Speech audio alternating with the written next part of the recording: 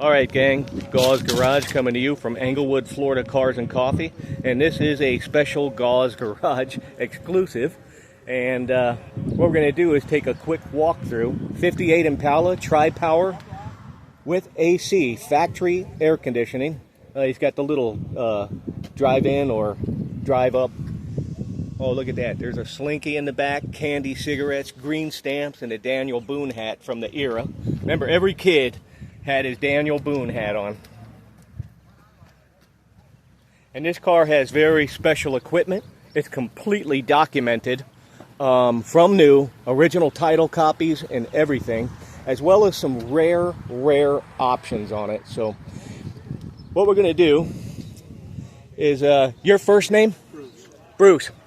Bruce, can you give us the rundown on this thing? I know it's very special. So it was originally purchased in.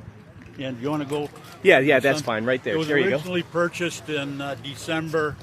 It was built in December of '57. Okay. And it was purchased at Plains Chevrolet in Amarillo, Texas. Ah.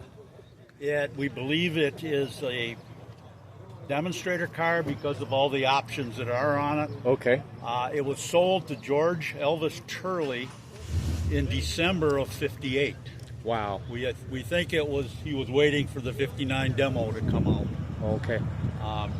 From that, I'm the fifth owner. I have copies of all the titles that, to date, I have a complete history of the restoration, the bills. It once belonged to Joe Self Chevrolet. His dealership did a lot of repairs and getting AC and other stuff working. Very nice. Very nice. So can you tell us, you were just explaining to me about this factory AC setup. Right. On a 348, the AC system on tri-power is different. Okay. The compressor is mounted solid, and it is adjusted by got an idler pulley. Okay. Where the other is like the old generator. You just move right. You on a swivel. Yes. Plus, because of this being mounted here, the air cleaner is moved over. If you look, you can see the stacks are actually here. That's right. But that's clearance so that it will clear the air compressor. Okay. So an AC air cleaner for tri-power sits over that way. Completely different than another. Gotcha. Okay. Awesome. And what's really cool is you got a factory tri-power from, from the factory. That is amazing. And there's something else you were telling me about the inside and the interior of the car.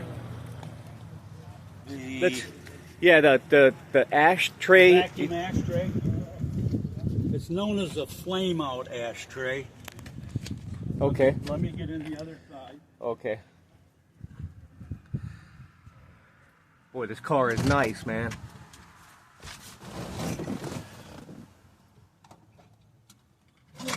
This is the air conditioning outlets. Okay.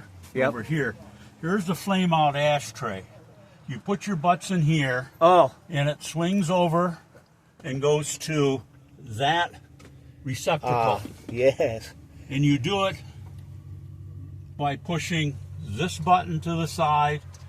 It gives vacuum and it gets sucked over there. Okay, so it uses engine vacuum to suck out the ash into, and it evacuates over to here. Correct. Yeah. Now, when I first saw that, I thought to myself, what kind of J.C. Whitney stuff is this? But it's a factory option, man. When it was available, we just looked it up on all GM models, including the GMC truck. No kidding. Yes. And you know what? All this luxury items and all these beautiful options available on a Chevrolet. Right. Here's one that they call the Ultronic Eye. It automatically dims your headlights. Nice. They had that even back in '58. Amazing, man. That was on Cadillac and Buick. It was a factory installed option. On Chevrolet and Pontiac, because they were felt to be a lower brand, they were dealer installed. Ah, very good. Okay.